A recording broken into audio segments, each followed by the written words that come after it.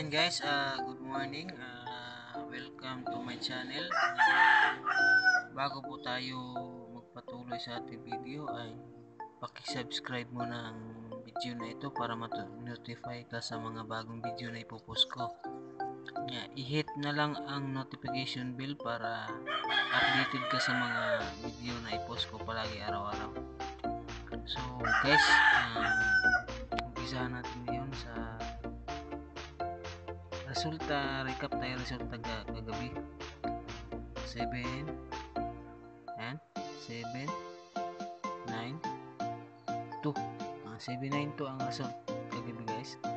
So itong ginawa ko guys, pattern to siya, pattern or puzzle kung saan dito tayo kukuha ng pwede natin tayaan. So yun guys, hindi yan guys, hindi yan ganyan ang taya niyan. Kumbaga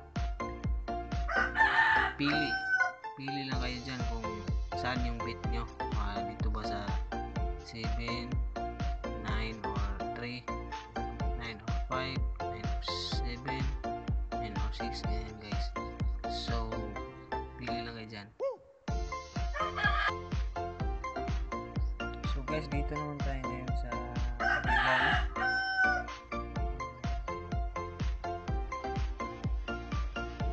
kabila.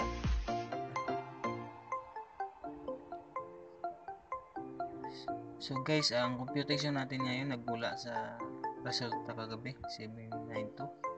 Tapos ang computation natin is 681